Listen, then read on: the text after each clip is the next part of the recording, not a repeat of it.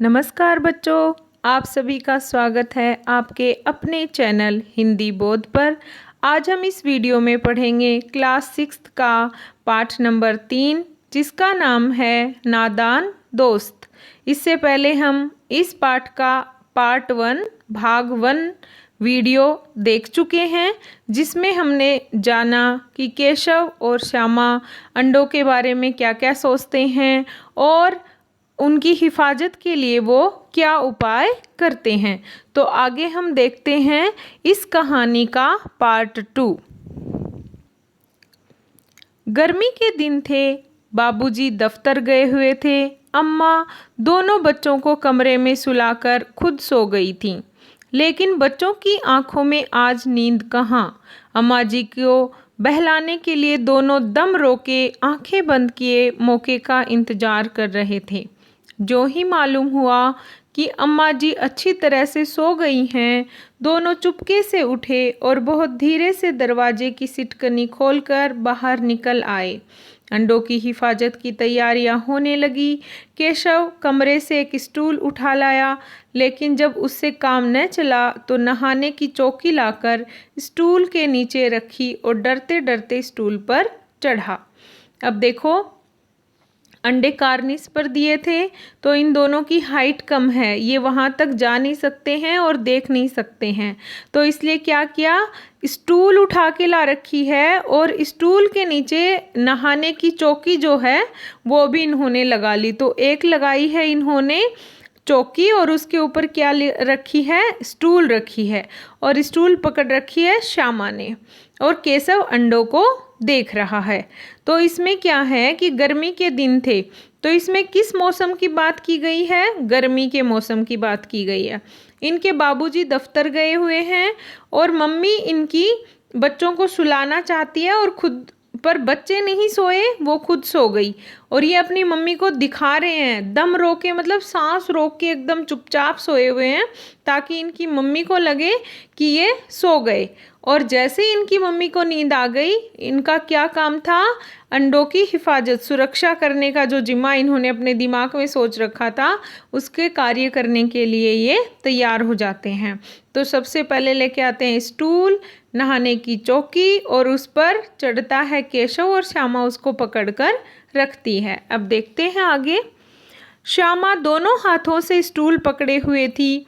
Stool चारों टांगें बराबर न होने के कारण जिस तरफ ज़्यादा दबाव पाता था, जरा सा हिल जाता था। उस वक्त केशव को कितनी तकलीफ उठानी पड़ती थी, यह उसी का दिल जानता था। दोनों हाथों से कार्निस पकड़ लेता और श्यामा को दबी आवाज़ से डांटता, अच्छी तरह पकड़।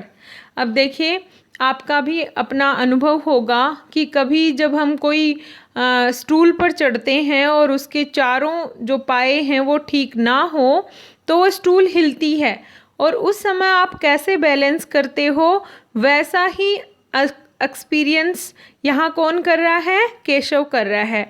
और केशव को डर भी लग रहा है कहीं गिर ना जाऊं, इसलिए वो श्यामा को क्या कहता है कि अच्छी तरह पकड़ के रखो।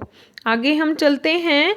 ये हमारे शब्दार्थ हैं, दम रोके, सांस रोके हुए, मौका, अवसर, इंतजार, प्रतीक्षा, हिफाजत, रक्षा। आगे चलते हैं।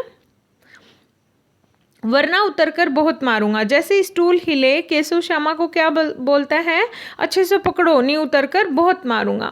मगर बेचारी श्यामा का दिल तो ऊपर कार्निस पर था। बार बार उसका ध्यान उधर चला जाता और हाथ ढीले पड़ जाते। जैसे ही वो कार्निस पे अंडों के बारे में सोचती तो उसका दिमाग वहाँ चला जाता और उसकी हाथ की पकड़ ढीली हो जाती। केशव ने जो ही कार्निस पर हाथ रखा, दोनों चिड़ियां उड़ गई। केशव ने देखा कार्निस पर थोड़े तिनके बिछे हुए हैं और उन पर 3 अंडे पड़े हैं। जैसे घोंसले उसने पेड़ों पर देखे थे, वैसा कोई घोंसला नहीं है। श्यामा ने नीचे से पूछा, के बच्चे हैं भैया। अब देखो, इसमें बच्चे कैसे होते हैं नादान, वैसी इसमें बातें बताई गई हैं। केशव चढ़ता है कार्निस पर, देखता है तो चिड़िया तो उड़ जाते हैं और वहाँ पर उसने देखा कि थोड़े से घास के तिनके बिखरे हुए हैं। जैसे पेड़ों पे घोंसला नेस्ट होता है वैसा घोंसला नहीं था, थोड़े से तिनके हैं। और उन पर कितने अंडे रखे हुए हैं? 3। अब श्यामा को कितनी जिज्ञासा है, केशव तो सब देख रहा है पर श्यामा को क्या है, जानने की इच्छा है। तो क्या पूछती है? के बच्चे हैं भैया? ये ग्रामीण भाषा का यहाँ पर प्रयोग हुआ है, उनकी जो लेखक की स्थानीय भाषा है उसका प्रयोग यहाँ पर किया है। तो के मतलब कितने, कितने बच्चे हैं भैया, ये पूछ रही है वो। तो केशव कहता है 3 अंडे हैं, अभी बच्चे नहीं निकले। तो केशव क्या जवाब देता है? बच्चे कुछ नहीं है, 3 अंडे हैं बस अभी तक। श्यामा, जरा हमें दिखा दो भैया कितने बड़े हैं। केशव, दिखा दूंगा, पहले जरा चिथड़े ले आओ। चिथड़े क्या होते हैं? फटे पुराने कपड़े। नीचे बिछा दूं, बेचारे अंडे तिनकों पर पड़े हैं। अब क्या होता है कि श्यामा को तो देखने की, जानने की ये इच्छा है, जबकि केशव वो सब काम कर रहा है। तो वो क्या कहता है कि मैं बाद में दिखा दूंगा, पहले तुम कपड़े लेकर आओ, अंडे बेचारे नीचे पड़े हुए हैं। श्यामा दौड़कर अपनी पुरानी धोती उठाकर एक टुकड़ा लाई। केशव ने झुककर कपड़ा ले लिया, उसकी कई तह करके उसमें एक गद्दी बनाई। तह करना मतलब कपड़े को फोल्ड करना। जब आप एक कपड़े को 2, 3, 4 बार फोल्ड कर लेते हो तो वो थोड़ा गद्दी जैसा लगने लग जाता है। तो यहाँ पर क्या कहा, उस कपड़े को उन्होंने फोल्ड कर लिया, सॉफ्ट लग रहा है अभी, वो गद्दी जैसा हो गया। उसे तिनकों पर बिछाकर तीनों अंडे धीरे से उस पर रख दिए। अब केशव ने क्या किया, वो तिनके तो हटाए और वहाँ पर कपड़े रख दिए और कपड़ों के ऊपर अंडे रख दिए। अब आगे क्या होता है?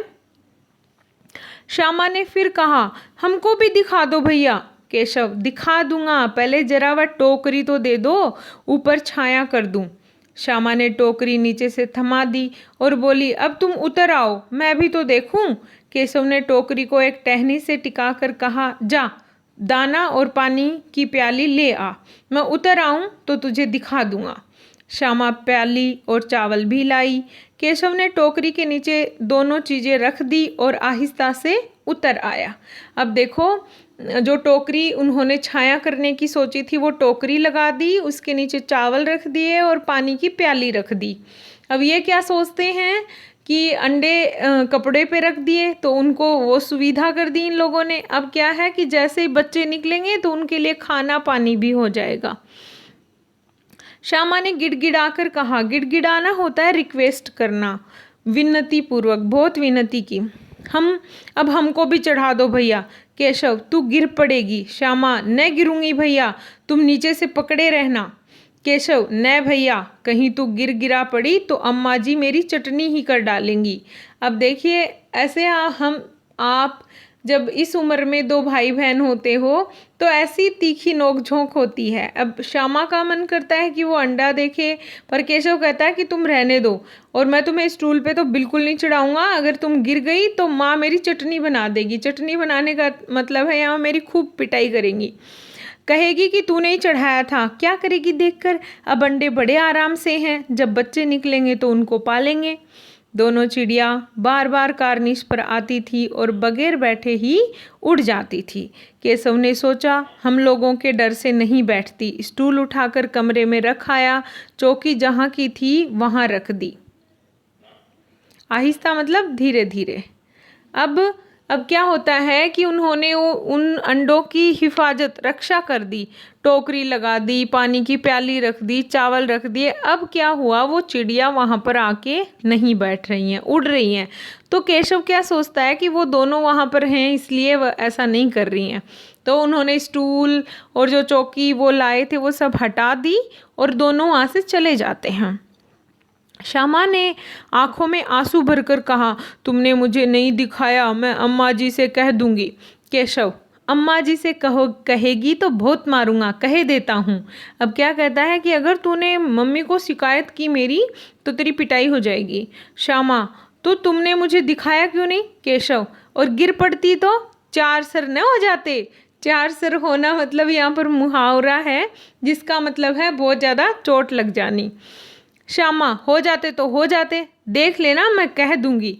इतने में कोठरी का दरवाज़ा खुला और माँ ने धूप से आंखों को बचाते हुए कहा, तुम दोनों बाहर कब आए? मैंने कहा न था कि दोपहर को न निकलना, किसने किवाड़ खोला। अब उसकी मम्मी उनको डांट रही है कि तुम बाहर क्यों आए, दरवाज़ा किसने खोला। किवाड़ केशव ने खोला था। किवाड़ मतलब गेट, दरवाज़ा। लेकिन श्यामा ने माँ से ये बात नहीं कही। उसे डर लगा कि भैया पिट जाएंगे। केशव दिल में काँप रहा था कि कहीं श्यामा कह न दे। और क्यों डर रहा था? क्योंकि उसने उसको अंडे नहीं दिखाए थे, इसलिए अब उसको श्यामा पर विश्वास न था। श्यामा सिर्फ मोहब्बत के मारे चुप थी, या इस कसूर में हिस्सेदार होने की वजह से इसका फैसला नहीं किया जा सकता। शायद दोनों ही बातें थी। अब देखो इसमें क्या बताया है। प्रश्न ये है कि श्यामा चुप क्यों थी, उसने अपनी मम्मी को क्यों नहीं बताया कि दरवाज़ा भैया ने खोला था। तो इसके दो कारण हमें लेखक ने यहाँ बताए हैं। एक तो ये कि वो अपने भाई से प्रेम करती होगी, या दूसरा ये कि वो भी पिटेगी, क्योंकि उसके साथ साथ उसने भी, दोनों ने मिलकर काम किया। तो इन दो बातों के कारण शायद उसने नहीं बताया। माँ ने दोनों को डांट डपट कर फिर कमरे में बंद कर दिया और आप धीरे धीरे उन्हें पंखा झलने लगे। अब गर्मियों के दिन थे तो माँ ने उनको डरा के फिर से सुला दिया और पंखा झलने लग गई। अभी सिर्फ 2 बजे थे, बाहर तेज लू चल रही थी। अब दोनों बच्चों को नींद आ गई। ये था हमारा पार्ट 2, जिसका में कसूर का शब्द का अर्थ है दोष। अब हम करेंगे पार्ट 2 के प्रश्न अभ्यास। पहला प्रश्न है, यहाँ पद्यांश में किस मौसम की बात की गई है। यहाँ पर ये गद्यांश नहीं गद्यांश होगा। यहाँ गद्यांश में किस मौसम की बात की गई है। तो आप इसका आंसर मुझे कमेंट्स बॉक्स में लिख के दोगे। सर्दी की, वसंत की, या बरसात की, या गर्मी की। तो आप पहले आंसर लिखिए। आंसर क्या आएगा? गर्मी। अगला है क्वेश्चन नंबर 2, बच्चों की आंखों में नींद क्यों नहीं थी, क्यों नहीं सो रहे थे वो। तो गर्मी के कारण, भूख के कारण, या कार्निस की ओर जाने की उत्सुकता के कारण, या इनमें से कोई नहीं।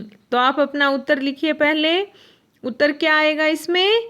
कार्निस की ओर जाने की उत्सुकता के कारण। तो थर्ड वाला ऑप्शन हमारा सही है। अगला है प्रश्न नंबर 3, केशव कार्निस तक कैसे पहुंचा। सीढ़ी लगाकर, या स्टूल लगाकर, या चारपाई लगाकर, या फोर्थ ऑप्शन स्टूल व नहाने की चौकी लगाकर। तो ये आप पहले लिखिए उत्तर, और उत्तर क्या होगा? फोर्थ ऑप्शन इसका सही है, स्टूल व नहाने की चौकी लगाकर। अगला प्रश्न है, श्यामा ने माँ को यह क्यों नहीं बताया कि दरवाज़ा केशव ने खोला था। अब 2 कारण थे, क्योंकि इससे केशव नाराज हो जाता, ये सुनकर माँ पीट देती, ये सुनकर माँ दोनों की पिटाई करती, इनमें से कोई नहीं। तो इसमें सेकंड ऑप्शन सही है, ये सुनकर माँ केशव को पीट देती, इसलिए उसने नहीं बताया। केशव व श्यामा ने चिड़िया के खाने के लिए क्या रखा। गेहूँ रखी, मक्का रखी, जौ, या चावल। तो कौन सा दाना उन्होंने रखा था?